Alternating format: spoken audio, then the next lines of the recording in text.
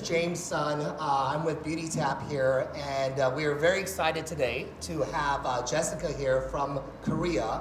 She just flew in from Hong Kong and Korea directly to LA. It's your first time in LA, right? I've been here many times, but it's my first time meeting my fans and actually, launching my skincare line here. So I'm super excited. Thank you guys for having me. So Jessica is a very interesting person and a very interesting background, actually. Yes. I'm sure all of your fans know about you.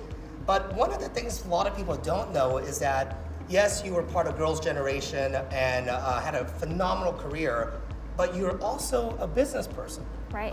She actually has her own business. Can you tell us a little bit about the inspiration of why you wanted to become a businesswoman and a fashion designer as well?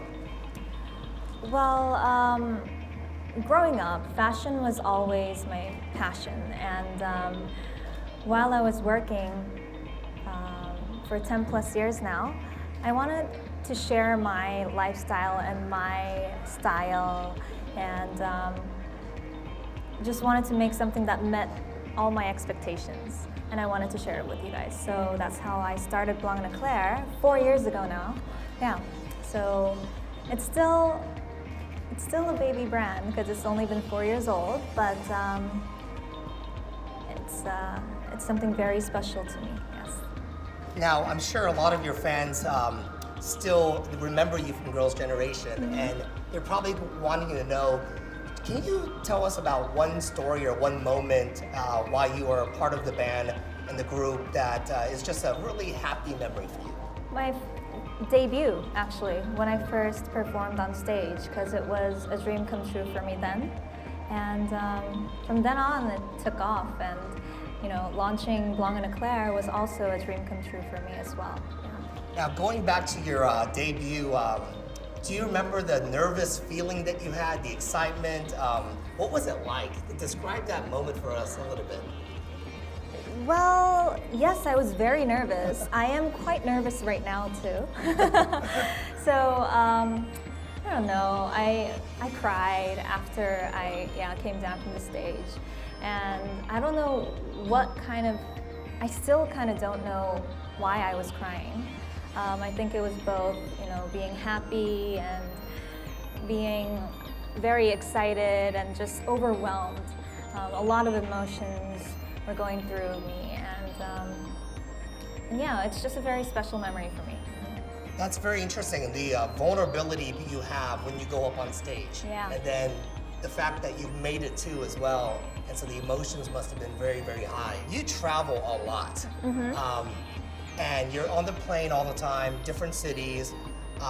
How do you maintain kind of your beauty regimen while you're traveling so much? Well, I never skip my skincare routine. Like, even when I'm tired or even when I may be a little tipsy, I never skip it. And I really truly believe that, women can all have glowing skin if they really put the time and effort into it and use the right products. So, I mean, that's for me as well. And I drink a lot of water with lemon. Okay. Yeah. That's the key. Try to hydrate myself all the time. Hydration is key for me. In regards to your global travel, the notion of K-beauty has become like a global phenomena. In fact, K-pop, K-dramas, and now K-beauty. What is it about K-beauty that you think is so popular, and what are some of the misconceptions about K-beauty? Not just beauty, but Korea in general. They're very hardworking people, and they're very innovative. They try hard, and they make new things. They're always looking for the next step or next level. And I think that's why we create very good products and something that's new for everybody that people want to try and use. Yeah, and that's why I was also a huge fan of Korean skincare, because I think they're really good at like the basic things as well, like the core. So for me, it was hydration and something very pure.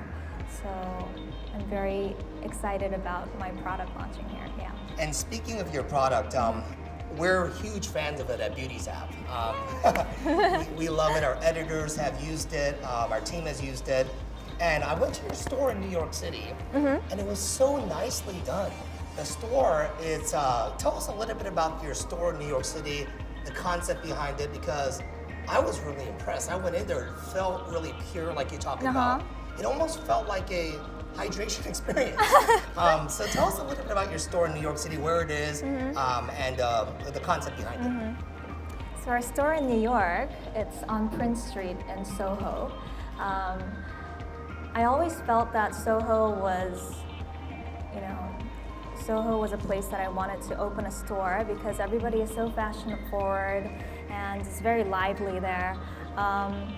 So yeah, that was also a dream come true for me. And the store itself, I wanted it to be very, very modern, yet has that little details everywhere. We have some trees. We have high ceilings so that they don't feel too stuffed inside the store. So we have high ceilings, and the whole place is just very kind of white and pure. And it kind of really matched with Blanc & Eclair's concept, yeah. So you're here in LA. This is like the entertainment capital of the world, outside of Seoul. And you had a great career in music. So what's next for you in terms of the entertainment side? I think your fans would love to hear what's on your mind.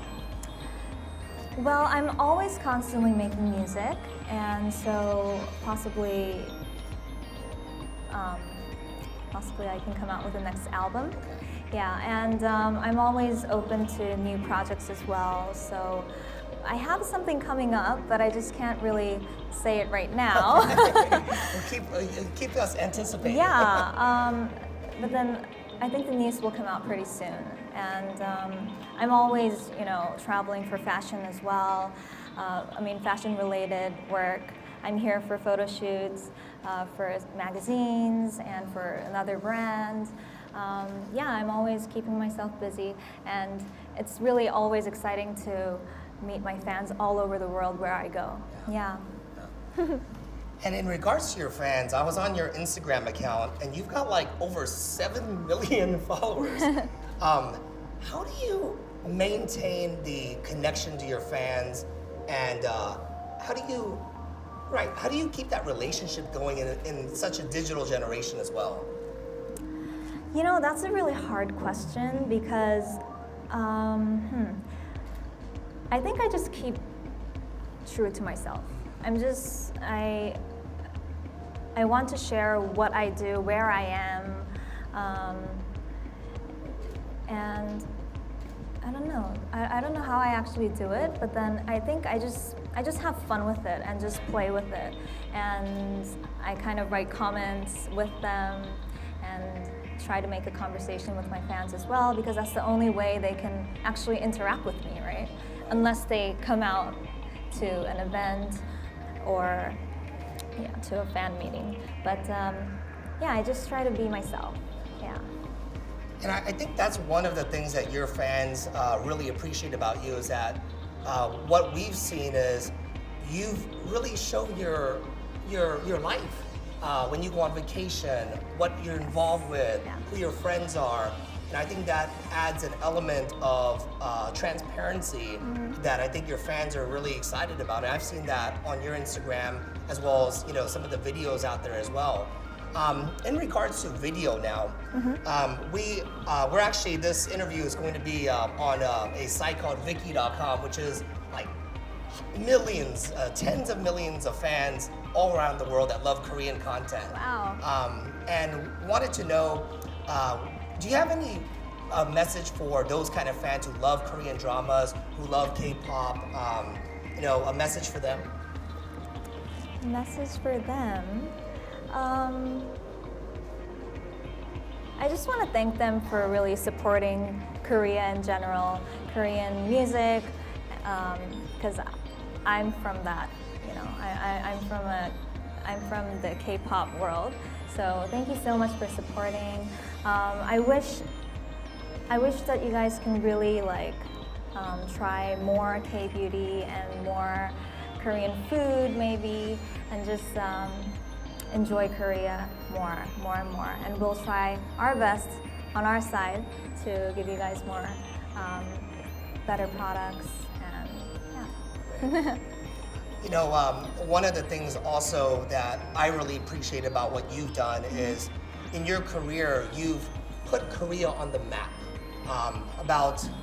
I don't know, I'd say when I was growing up in America, the notion of Korean music to the outside Korea was not even something that people would even understand. Right. And Korean dramas are now popular, Korean actors, actresses, K-pop stars are popular. And coming to America, you've lived both in Korea and in the US. I mean, you were born in America. In San Francisco, in San Francisco. And so I think what you're doing is really, really great to put Korean culture on the map. And that's really kind of why we exist at our site too, is our whole mission is to promote diversity of beauty to the rest of the world, to show Koreans are very good at beauty.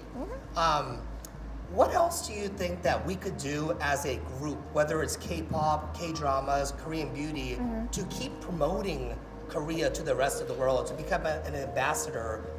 What else do you think we should be doing, or we could be doing? I'm personally a fan of Korean food, and it's my soul food. And I think people don't know much about Korean food right now. I think there should be a lot more restaurants with different kinds of menus, not just Korean barbecue, and not just bibimbap, you know. Right. Yeah, so maybe we should open a restaurant, right? Well, we're in a good city to do so. Right? Yeah. Maybe you should do a food show and show Korean food all over the world. You know what? That would be really exciting, actually, because I'm a foodie. I really love to eat. Okay. Yeah. So maybe. Okay, very good. So this is a little life of Jessica, and I think it's really interesting to see what her new life as a businesswoman, as a singer, as an actress, as an entertainer is juggling her life, and it's very interesting to see that. And would love to open it up for maybe a few questions if you guys have any. Yeah, so does anyone have any, do you have a question? Okay, why don't we? Hi. So I'm writing for Purist Magazine, which sponsors the book, about the new phase of digital influencing in beauty and wellness. And so I'm wondering, when you launch your own beauty brand, how have you looked at beauty bloggers and online micro-influencers to disperse your message? Has that been something you've been thinking, okay, who can we get to pollinate my brand? And do you use online a lot for that? Online influencers, yeah, you mean? beauty influencers. Well, we haven't been really doing that yet, because this is actually launching now in the US. But that's a very, not just a good idea, but something that we are actually looking into.